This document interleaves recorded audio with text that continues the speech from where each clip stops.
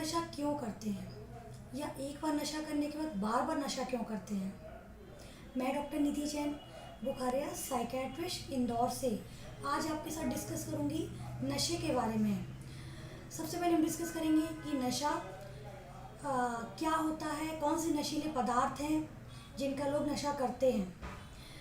तो सबसे पहले नशीले पदार्थ क्या होते हैं। नशीले पदार्थ वो होते हैं जो हमारे ब्रेन पर, हमारे सीएनएस पर इफ़ेक्ट करते हैं और सीएनएस पर जो हमारे ब्रेन पर इफ़ेक्ट करके हमारी जो थिंकिंग होती है, हमारा मूड होता है, फीलिंग्स होती है, ये सब चेंज कर देते हैं। धीरे धीरे हम उन नशे को बार बार लेने लगते हैं, हमारा कंट्रोल नहीं होता है, धीरे धीरे ये हम नशे के आदी हो जाते हैं। तो नशीले पदार्थ ये काम करते हैं जिसकी वजह से इनको बार बार लेते हैं लोग। कौन कौन से नशीले पदार्थ होते हैं जो लेते हैं। कॉमनली जो हम जब सभी जानते हैं, अल्कोहल, गांजा, भांग, चरस, hashish, marijuana, okay, cocaine, codeine, brown sugar, morphine, कुछ कैप्सूल्स वगैरह आते हैं, पेन किलर जो कैप्सूल्स आते हैं, स्पाज़मोप्रॉक्सिमोन, इसके अलावा स्लीपिंग पिल्स। तो इन सारी चीज़ों का लोग नशा करते हैं। फिर कॉमनली सिगरेट, बीड़ी, तंबाकू। जो बच्चे या टीनेजर्स होते हैं यूजुअली वो ऐसे नशे के पदार्थ यूज़ करते हैं जो घर में मिलते हैं और जो उन्हें इजीली अवेलेबल होते हैं। जैसे ये वाइटनर हुआ जो स्टेशनरी शॉप पे मिलता है, या फिर नेल पेंट रिमूवर घर पे यूजुअली मिल जाता है, थिनर मिल जाता है, या डेंड्राइट, ये ग्लू होता है। तो ऐसी चीज़ों का यूजुअली नशा टीनेजर से बच्चे स्टार्ट करते हैं, फिर धीरे धीरे वो बड़े नशे पर शिफ्ट हो जाते हैं। इस फिनोमिना को बोलते हैं गेटवे फिनोमिना। तो यूजुअली बच्चे और जो टीनेजर्स हैं तो ज़्यादा ध्यान देने की ज़रूरत है उन पर, क्योंकि छोटे नशे से बड़े नशे की ओर शिफ्ट होने की ये टेंडेंसी होती है। नशे को लोग ओरली लेते हैं, स्निफ करते हैं, पॉलीबैग में लेके करते हैं, पॉलीथीन के ऊपर लेके सूंघते हैं, इंजेक्शंस के फॉर्म में लेते हैं, सिगरेट बीड़ी में लेते हैं। तो बहुत टाइप से लोग नशे को लेते हैं। टीनेजर्स या स्कूल जो चिल्ड्रन होते हैं वो नशा क्यों स्टार्ट करते हैं, क्या रीज़न है कि कोई पहली बार नशा करता है। तो जो स्टार्टर्स होते हैं पहली बार नशा क्यों करते हैं। देखिए, कुछ लोग करते हैं कि एक्सपेरिमेंट करना होता है, उनको लगता है कि नशा क्या होता है देखें। बहुत सारे लोग तो नशा अच्छे से करते हैं, तो नशा ट्राई करके देखें इसका टेस्ट कैसा होता है, कैसा लगता है, या पहली बार नशा करने के बाद या नशा करने के बाद कैसा फील होता है। तो वो एक एक्सपेरिमेंट करना चाहते हैं। या फिर उनको फील आता है कि उनके पेरेंट्स नशा कर रहे हैं, अगर उनके फादर नशा कर रहे हैं तो क्यों ना मैं भी नशा ट्राई करके देखूं। फील आएगा कि मैं बड़ा हो गया हूँ, अब मैं नशा कर सकता हूँ। या फिर उनको लगता है कि कूल दिखने के लिए, बहुत बार सोसाइटी में भी लोगों को लगता है कि कूल दिखने के लिए नशा करते हैं। उनको लगता है कि नशा करने से जो आजकल जो मूवीज़ में जो इन्फ्लुएंस होता है, उनको जो सेलिब्रिटीज़ को देखकर उनको फील होता है कि दिखाया जाता है इतना टीवी में कि नशा कर रहे हैं, कूल हैं, या पार्टीज़ कर रहे हैं फ़न के लिए। नशा तो करना ही करना है, या कोई एज अ स्ट्रेस रिलीफ के लिए कोई भी प्रॉब्लम हुई तो जाके नशा करने लगे, और इतना उसको सोशल एक्सेप्टेबिलिटी दिखाने लगे हैं कि लोग नशा इजीली उनको देख के इन्फ्लुएंस हो जाते हैं और उसके बाद वो नशा करने लगते हैं। या इसके अलावा पीयर प्रेशर में करते हैं। कभी कभी वो कोई जगह उनके जो फ्रेंड्स होते हैं या जो ग्रुप होता है, किसी ग्रुप का पार्ट बनने के लिए वो चाहते हैं कि उनको उस ग्रुप में एक्सेप्टेबिलिटी मिले। अगर सभी दोस्त नशा कर रहे हैं और वो अकेला नहीं करेगा तो शायद उसको उस ग्रुप में नहीं आने दिया जाएगा। तो इसलिए भी या फ्रेंड्स के प्रेशर की वजह से भी कभी कभी बच्चे या जो टीनेजर्स नशा स्टार्ट करते हैं। लेकिन याद रखें कि जो बच्चे, जो स्टडीज़ कहती हैं कि जो लोग 14 ईयर्स के पहले नशा करते हैं उनमें नशे की लत लगने के, एडिक्शन होने के ज़्यादा चांसेस होते हैं इन कंपैरिजन जो 21 ईयर्स के बाद नशा करते हैं। तो ध्यान रखें कि एटलीस्ट बच्चे और जो टीनेजर्स हैं अर्ली एज में नशा स्टार्ट ना करें। लोग नशा बार बार क्यों करते हैं। तो हमने जैसे डिस्कस किया कि कोई एक स्टार्टिंग मतलब एक एक्सपेरिमेंट करता है नशे पर, क्या वो नशा करता है तो कुछ लोगों को वो नशा अच्छा लगता है, उसके बाद वो क्या करते हैं उस नशे को ओकेजनली लेने लगते हैं, पार्टीज़ में, मैरिजेस में। ओके, फिर उसके बाद धीरे धीरे उनकी फ्रिक्वेंसी बढ़ती है, तो कभी मंथली बेसिस पे और कभी वीकली, हफ्ते में एक बार लेने लगते हैं। धीरे धीरे क्या करते हैं वो नशे को फिर हफ्ते में 2 बार, हफ्ते में 4 बार, ऐसे करके नशे को धीरे धीरे बढ़ाते जाते हैं। जब वो नशा लेते हैं तो उनको उस टाइम जो हाई मिलता है, एक जो डोपामाइन सर्ज होती है, ओके, उनको उस टाइम इमीडिएट जो प्लेजर मिलता है या इमीडिएट जो फील गुड जो वो फील करते हैं, तो उसकी वजह से वो नशा लेते हैं। क्या होता है कि जब ये नशा लेते हैं तो डोपामिन सीक्रेट होता है, एक रिवॉर्ड सर्किट होता है ब्रेन में जो एक्टिव हो जाता है, जिसकी वजह से आपको अच्छा फील होता है, आप नशे को बार बार लेते हैं।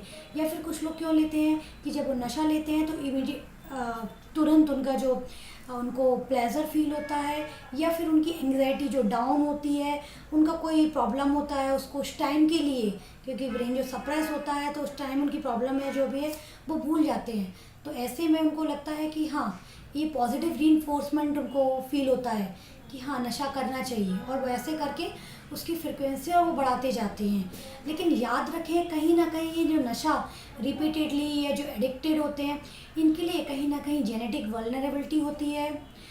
अप्रॉक्स 40 to 60% लोग ऐसे एंटी सोशल पर्सनालिटी डिसऑर्डर के साथ मिलते हैं, और यूजुअली जो 40% लोग होते हैं, चाहे वो अल्कोहल का हो या ओपियाइड का हो, इनके नशे के जो लोग होते हैं इनको कहीं ना कहीं डिप्रेशन के शिकार होते हैं। इसके बाद नशे के बाद जो होता है 20 टाइम्स सुसाइड के भी चांसेस बढ़ जाते हैं in comparison to general population. तो इसलिए याद रखें, इसका कहीं ना कहीं कोई जेनेटिक पर्सनालिटी का भी इससे रिलेशन होता है।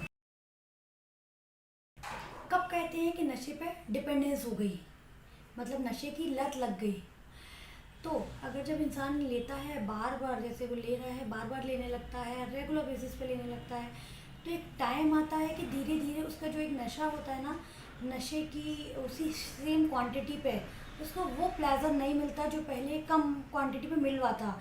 लाइक पहले आप 1 सिगरेट पी रहे थे, फिर आप 2 पीने लगे, फिर 4, 6, 8, अभी आप 10, 20, 30 सिगरेट पी रहे हो। ओके, तो आप धीरे धीरे मात्रा उसकी बढ़ाते जा रहे हो। या फिर आप पहले महीने में एक बार शराब पीते थे, फिर हफ्ते में एक बार पीने लगे, अभी फिर ऑल्टरनेट डे पीने लगे, अभी दिन भर पीते हैं शराब, सुबह दोपहर शाम 3 बार पी रहे हैं। तो धीरे धीरे उसकी मात्रा भी बढ़ती जाती है, मतलब बॉडी को टॉलरेंस हो गया, तो धीरे धीरे नशे की मात्रा और नशे की फ्रिक्वेंसी बढ़ती जाती है। टॉलरेंस होता है, क्रेविंग होने लगती है। क्रेविंग मतलब बहुत ज़्यादा इच्छा होती है, एक डिज़ायर होती है, हर वक्त इंसान नशे के बारे में सोचता रहता है, नशे को कहाँ से अरेंज करना है, कैसे नशे को जुटाना है, इसमें लगा रहता है, सारे दिन भर उसको नशे के बारे में ही सोचता रहता है। फिर उसको दूसरी चीज़ों में मज़ा नहीं आता, जो अल्टरनेट जो जिन चीज़ों में पहले उसको प्लेजर फील होता था, अभी उसको किसी चीज़ में अच्छा नहीं लगता। कोई रिलेशनशिप, बातचीत, कुछ काम, हॉबीज़, किसी चीज़ में नहीं, सिर्फ एक ही चीज़ में मज़ा आता है, सिर्फ नशा करने में। मतलब सारी चीज़ें बाद में, सबसे पहले नशा। फिर उसके बाद क्या होता है कि उसको पता रहता है कि ये नुकसान कर रहा है, या फिर मेरी बॉडी में भी कोई प्रॉब्लम स्टार्ट हो गई है, आपको पता है कि आपके लिवर में हल्की सी दिक्कतें स्टार्ट हो गई है, आपको नींद नहीं आ रही, कुछ भी हो रहा है, लेकिन आपको क्या है, आपको सारी चीज़ों को आप निगलेक्ट करते हो, और सिर्फ चाहते हुए भी फिर आप नशा नहीं छोड़ते हो, आपको पता है कि हार्मफुल हो रहा है, तब भी आप नशा करते रहते हैं, कॉन्टीन्यूस करते रहते हैं। फिर अगर आप नशा कभी नहीं लेते हैं तो क्या होता है, आपको विड्रॉल सिम्टम्स आते हैं, मतलब आपको शारीरिक और मानसिक बहुत सारी तकलीफ़ें होती हैं। तो अगर आप नहीं भी चाहते हो तो भी आपको नशा करना होता है। जब ये कंडीशन आ जाती है तो कहते हैं कि इसको अब नशे की डिपेंडेंस हो गई, या नशे का एडिक्शन हो गया। तो आपको पता है कि नहीं लेना है, एक साइड कुआं एक साइड खाई, फिर भी आप नशा लेते हो। नशा करने में बुराई क्या है, आप लगातार ले रहे हो, एडिक्टेड हो गए हो, क्या बुराई है, क्या नुकसान है नशे से? क्या होता है जब आप नशा लेते हो तो आप डिपेंड हो जाते हो, नशा लेते रहते हो लगातार, तो फिर आप क्या करते हो कि धीरे धीरे आपका खाना पीना सोना कुछ भी टाइम पे नहीं होता, आपको किसी चीज़ का होश नहीं रहता।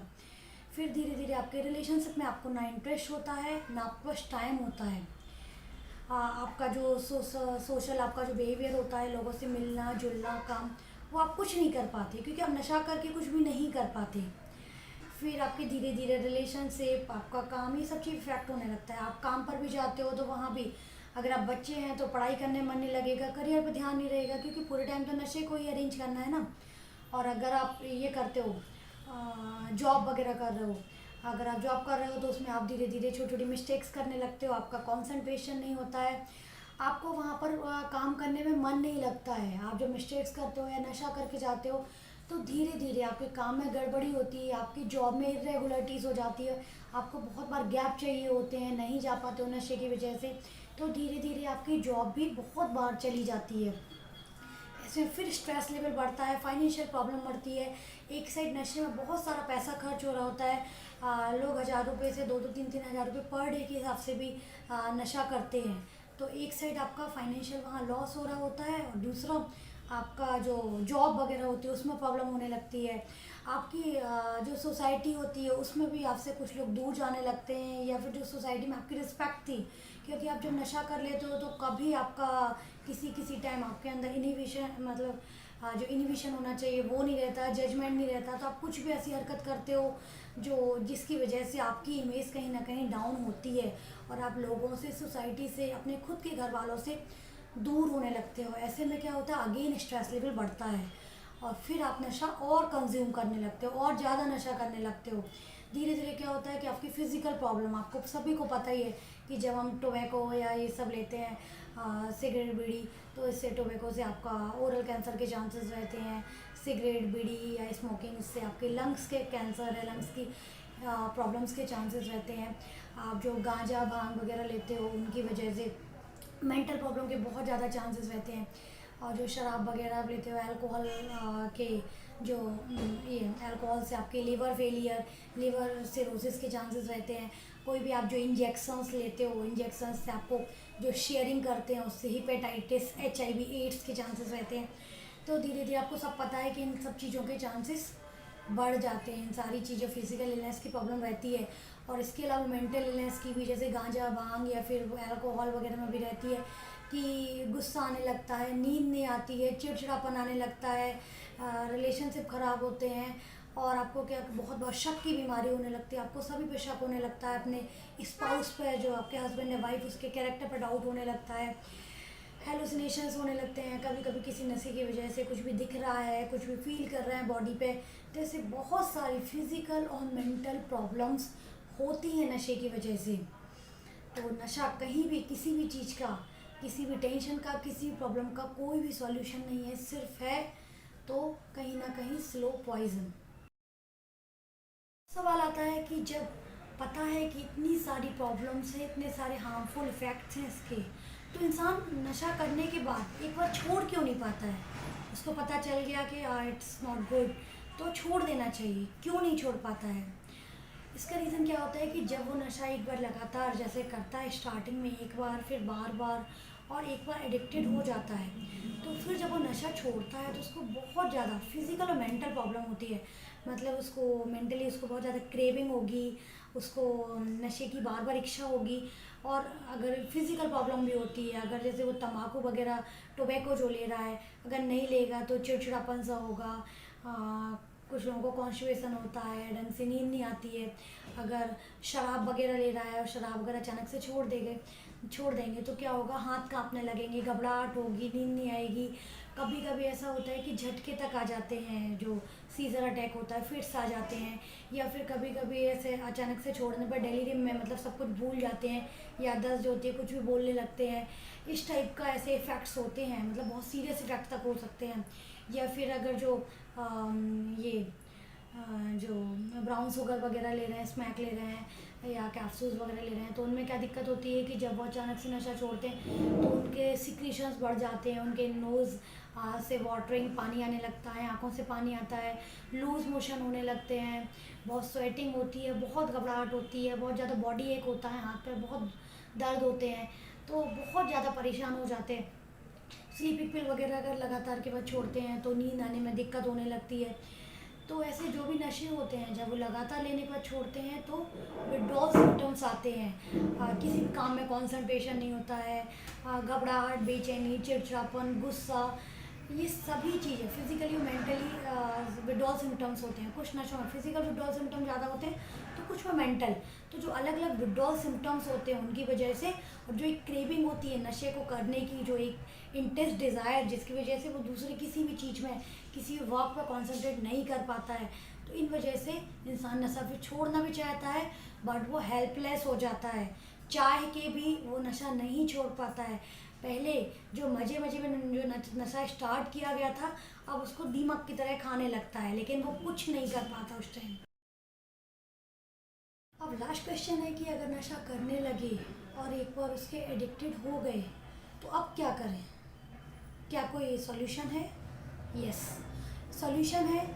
इसके लिए क्या होता है, नशा छोड़ने के लिए 2 फेज़ में नशा छोड़ा जाता है। इसके लिए कुछ दवाइयाँ होती हैं। तो दवाइयाँ क्या काम करती हैं? पहले एक डिटॉक्सिफिकेशन फेज़ होता है। इसमें क्या होता है, यूजुअली 15-20 दिन या महीने भर के लिए ऐसी कुछ दवाइयाँ दी जाती हैं जो जो आपके नशा छोड़ने पर जो विड्रॉल सिम्टम्स होते हैं, जो आपको शारीरिक और मानसिक जो परेशानियाँ होती हैं वो नहीं होती। तो आप बिना तकलीफ़ के आपका नशा छूट जाता है, क्योंकि वो दवाइयाँ कहीं ना कहीं उसी टाइप से काम करती हैं जो जो आपका जो आपको नशा को छोड़ने में हेल्प करती हैं।